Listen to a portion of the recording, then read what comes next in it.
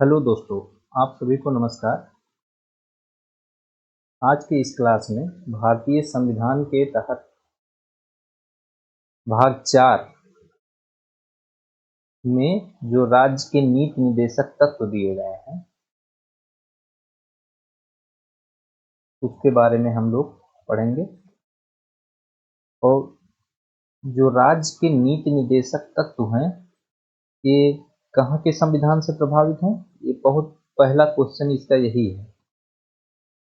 पहला क्वेश्चन ये है कि भाग 4 में है राज्य के नीति निर्देशक तत्व कितने अनुच्छेद से कितने अनुच्छेद तक कवर करता है? अनुच्छेद 36 से लेके अनुच्छेद 51 तक।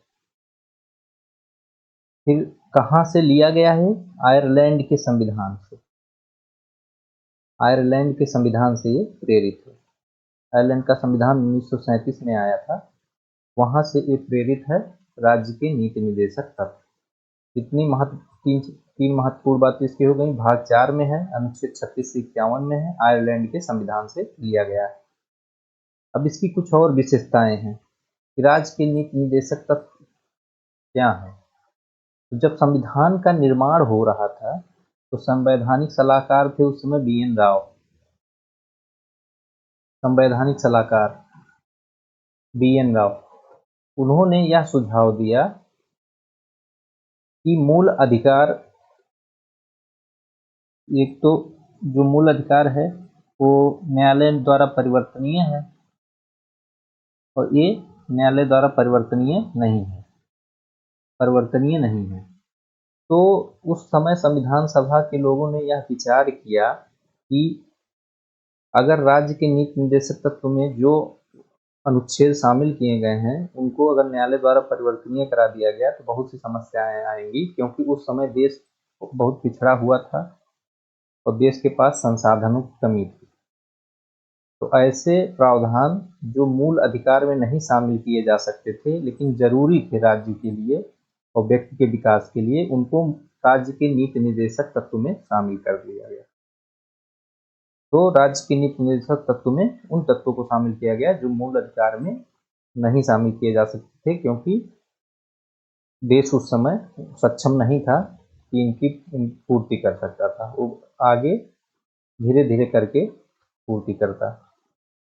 इसकी कुछ और बातें हैं, जैसे राज्य के नीति निर्देशक तत्व लोक कल्याणकारी राज्य की कल्पना करते हैं। लोक कल्याणकारी, ये क्वेश्चन सीधे आता है कि लोक कल्याणकारी राज्य की परिकल्पना किसमें की गई है? राज्य के नीति निर्देशक तत्व में।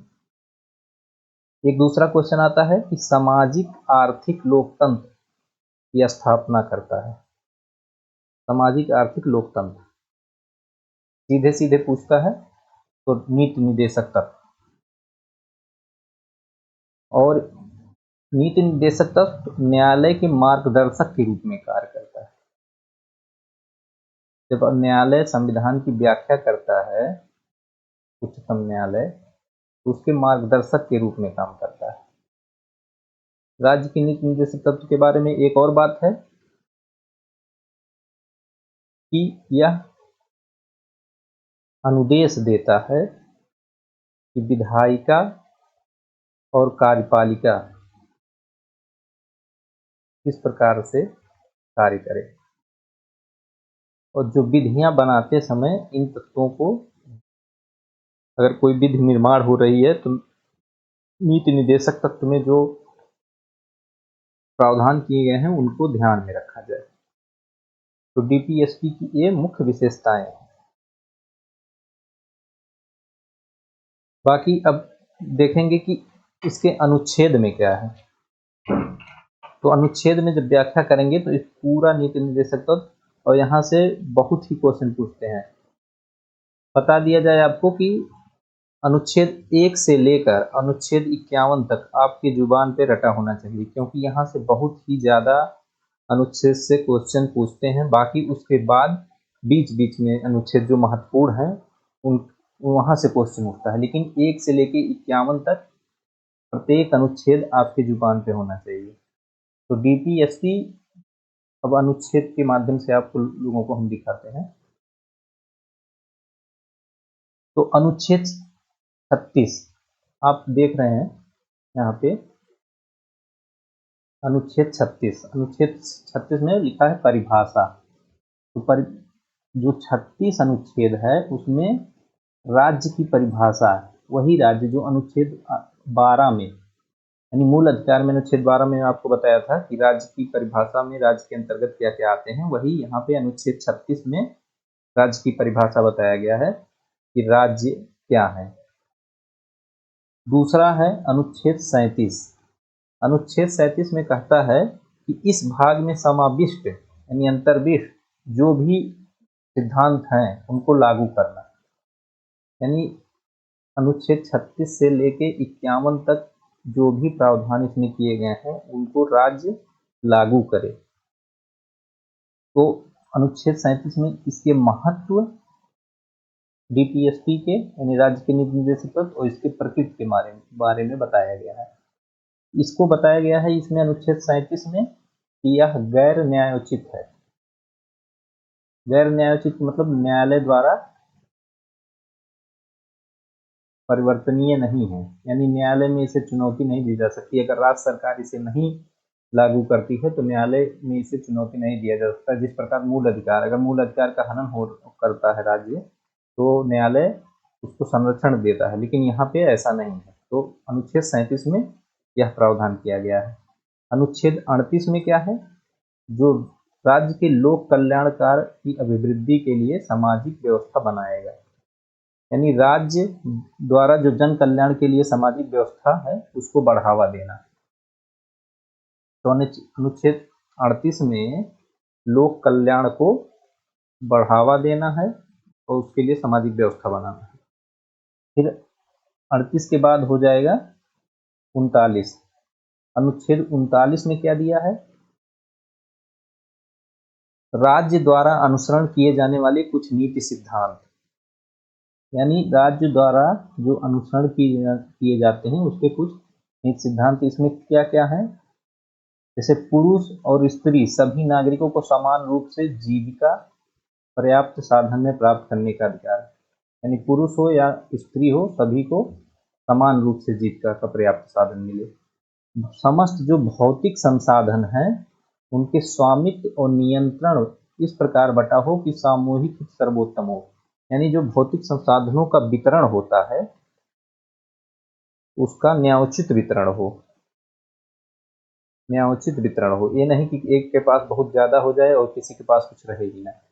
फिर आर्थिक व्यवस्था इस प्रकार चले कि धन और उत्पादन के साधनों का सर्वसाधारण के अहितकारी संकेंद्रण ना हो। वही कि आर्थिक अर्थव्यवस्था का संचालन इस तरीके से होना चाहिए कि किसी के पास बहुत अधिक संकेंद्रण ना होने पाए और किसी के पास बहुत ये भी ना हो कि कुछ भी नहीं है। तो इन सब बातों को इसमें फिर समान कार्य के लिए समान वेतन का प्रावधान है। तो समान कार्य के लिए समान वेतन किसमें है, ये अनुच्छेद 39 के डी में, यानी घ, इसे घ कहा जाता है। 39 के डी में समान कार्य के लिए समान वेतन, ये घ लिखा ही है, देख लीजिए। फिर आगे है पुरुष और स्त्री कर्मकारों के स्वास्थ्य और शक्ति का, बालकों के सुकुमार अवस्था का दुरुपयोग ना हो और आर्थिक आवश्यकता से विवश होकर नागरिकों को ऐसे रोजगार में ना जाना पड़े जो उनकी आय और शक्ति के अनुकूल ना हो। तो ये 39 के अंगा में दिया है, यानी पुरुष स्त्री ऐसे कर्म में ना लगाए जाएं, ऐसे कार्यों में जहां उनके स्वास्थ्य और शक्ति का, और बालक अगर कोई है उसके सुकुमार मतलब बचपन की जो अवस्था है उसका दुरुपयोग ना होने पाए। आर्थिक आवश्यकता से ऐसे ना विवश हों कि उन्हें इस ऐसे रोजगार में जाना पड़े कि जहां उनकी आयु और शक्ति अनुकूल ना हो, यानी उचित दशा उपलब्ध कराई जाए। तो अनुच्छेद 39 में ये है। एक इसी में 39 ए बाद में जोड़ा गया था, इसमें निःशुल्क विधिक सहायता बहुत पूछता है, सामान्य न्याय एवं निःशुल्क विधिक सहायता, निःशुल्क विधिक सहायता का प्रावधान है, बहुत इंपॉर्टेंट है, ये बार बार आता है। 39 के ए में सामान्य न्याय एवं निःशुल्क विधिक सहायता। फिर आगे हम बढ़ेंगे। अब देखिए यहाँ पे जो हम बता रहे थे,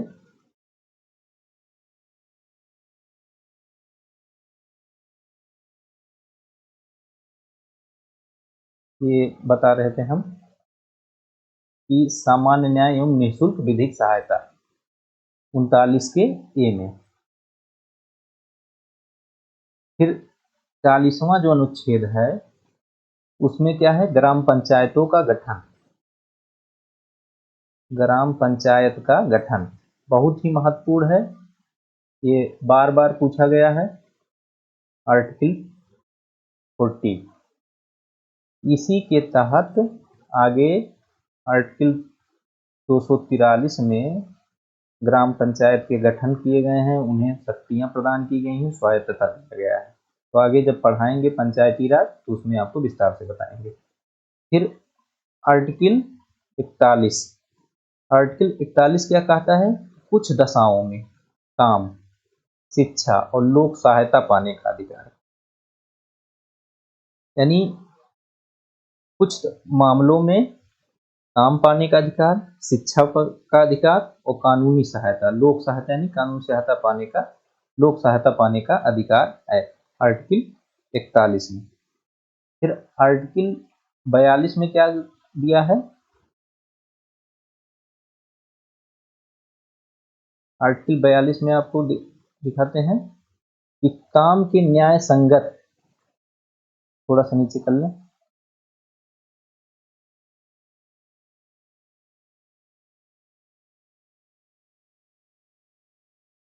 काम के न्याय संगत और मानवोचित दशाओं और प्रसूति सहायता का उपबंध। यानी ऐसी दशा होनी चाहिए कि उसमें काम न्याय संगत तरीके से हो, मानवोचित दशा हो यानी मानव के कार्य करने लायक स्थिति हो, और प्रसूति सहायता, प्रसूति सहायता मतलब कोई स्त्री अगर गर्भवती है तो उसे भी मातृत्व सहायता प्रदान की जाए, या उसके बच्चे छोटे हैं तो उनको भी काम पे ले जाए, अगर वो ले जा रहे हैं तो उनके लिए व्यवस्था किया जाए। जैसे जननी सुरक्षा योजना द्वारा बाद में कानून बनाया गया, जननी सुरक्षा योजना, तो इसमें क्या हुआ कि मातृत्व सहायता प्रदान की जाती है, कुछ आर्थिक सहायता दी जाती है। तो काम के न्याय संगत और मानवोचित दशाओं तथा प्रसूति सहायता का उपबंध करना अनुच्छेद 42 में दिया गया है। फिर अनुच्छेद 43 में क्या है, कर्मकारों के लिए निर्वाह मजदूरी। कर्मकारों के लिए जो निर्वाह मजदूरी है, इसी में आगे अगर कभी कभी पूछा है कि मनरेगा किसमें आता है, तो मनरेगा आता है अनुच्छेद 43 के अंतर्गत, और कुटीर उद्योग की व्यवस्था जो है वो भी इसी के अंतर्गत आता है। तो मनरेगा कर्मकारों के लिए निर्वाह मजदूरी मनरेगा अनुच्छेद 43 के अंतर्गत आता है, तो ये आप लोग को ध्यान में रखना है। अब अनुच्छेद 43 के का ये बाद में संशोधन द्वारा जोड़ा गया, इसमें कहा गया कि उद्योगों के प्रबंधन में कर्मकारों का भाग लेना, यानी जो उद्योग के प्रबंधन मैनेजमेंट होता है उसमें कर्मचारियों की सहभागिता होनी चाहिए, जो कर्मचारी कार्य कर रहे हैं उनकी सहभागिता हो, यानी मैनेजमेंट में सहभागिता, ये अनुच्छेद 41 के काम में, 43 के काम में। फिर आगे देखिएगा 43 के खा में क्या है, सहकारी समितियां, ये भी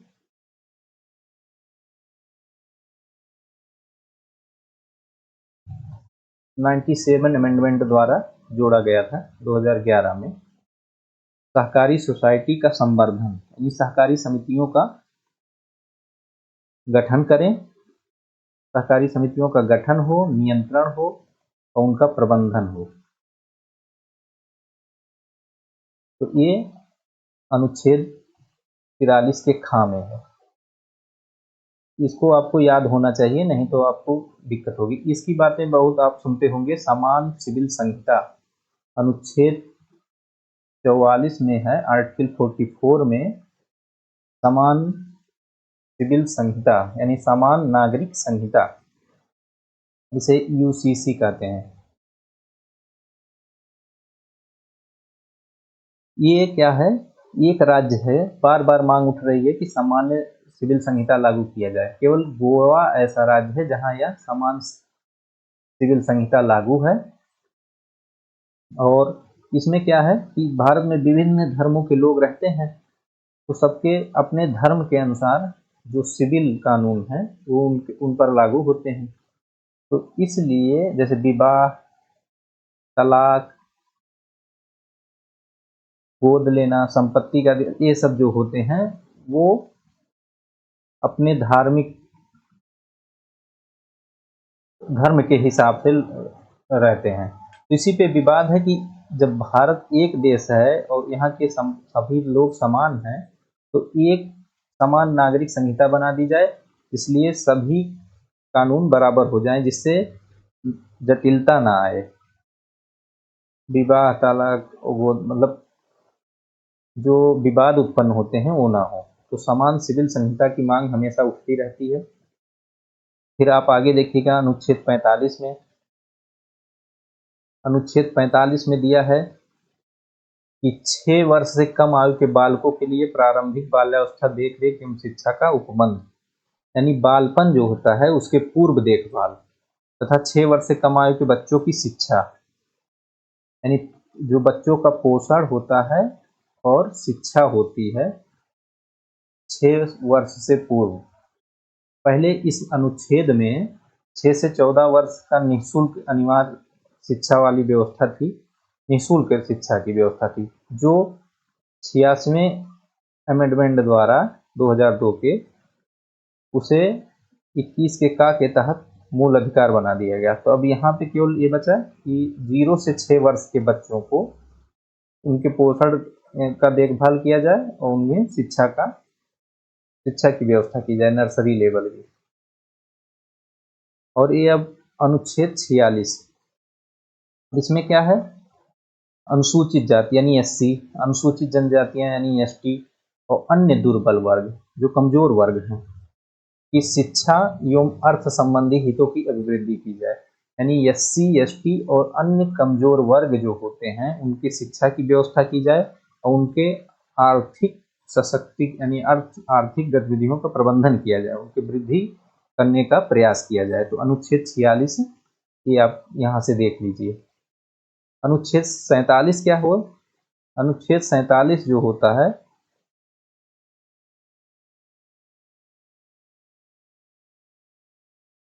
पोषाहार स्तर और जीवन स्तर में ऊंचा उठा करने और लोक स्वास्थ्य का सुधार करने का राज्य का कर्तव्य है। यानी जो राज्य के अंतर्गत जितने जो लोग रह रहे हैं उनके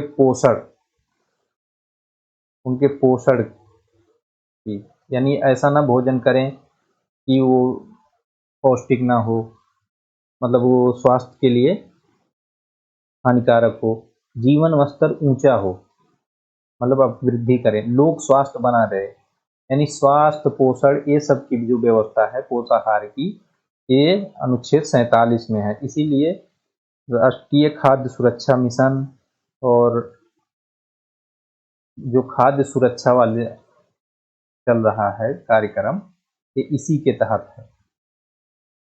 फिर आगे के अनुच्छेद में अनुच्छेद 48, अनुच्छेद 48 में क्या दिया है, कृषि एवं पशुपालन का संगठन। तो इसमें क्वेश्चन आया है कृषि एवं पशुपालन का संगठन अनुच्छेद 48 में, इसमें गोवध और बछड़ा, दुधारू पशु जो होते हैं और बछड़े होते हैं, जो गाय के बच्चे होते हैं और दुधारू पशु, इनके वध पर रोक लगाया गया है कृषि एवं पशुपालन संगठन में, अनुच्छेद 48। और अनुच्छेद 47 जो है यहाँ पे नशाखोरी यानी नशा वशा यानी स्वास्थ्य में क्या आता है, लोक स्वास्थ्य में क्या आता है, नशा वशा पे रोक इस पे लगाया गया अनुच्छेद 47 में। और इसमें गोवध और बछड़ा दुधारू पशु के वध पर रोक लगाया गया है अनुच्छेद 48 में। ये 48 का जो है पर्यावरण का संरक्षण एवं संवर्धन और वन्य जीवों का रक्षा, यानी पर्यावरण से संबंधित जो अनुच्छेद है वो 48 के का में है। तो जो 48 के का है यही मूल कर्तव्य में भी है। तो कभी कभी कंफ्यूजन होता है, वहाँ दूसरी चीज है, प्राकृतिक संरक्षण है, वहाँ वन्य जीव ये सब बातों पर प्राकृतिक संसाधनों का संरक्षण है। तो यहाँ पर्यावरण संरक्षण, संवर्धन, वन्य जीव लाइन रटी होनी चाहिए, याद होनी चाहिए, जिससे कंफ्यूजन ना हो, नहीं तो आप मूल कर्तव्य पे मार के चले आएंगे और आपका क्वेश्चन गलत हो जाएगा। इसके बाद एक महत्वपूर्ण अनुच्छेद आ रहा है, अनुच्छेद 49, राष्ट्रीय महत्व के स्मारकों यानी स्मारकों, स्थानों, वस्तुओं का संरक्षण। बहुत ही महत्वपूर्ण अनुच्छेद है, बार बार पूछा गया है। तो राष्ट्रीय महत्वपूर्ण के स्मारक जो हैं, स्थान जो हैं, वस्तु जो है, उनका संरक्षण किया जाए। यहाँ भी कंफ्यूजन होता है क्योंकि मूल कर्तव्य में भी वहाँ दिया गया है कुछ इसी प्रकार का अनुच्छेद। तो ध्यान देने की जरूरत है कि राष्ट्रीय महत्व के स्मारक, स्थान, वस्तुओं का संरक्षण है। मूल कर्तव्य आगे बताएंगे तो वहां तुलना कर देंगे। फिर कार्यपालिका से न्यायपालिका का पृथक्करण, यानी यह शक्तियों का पृथक्करण की बात की गई है 50-50।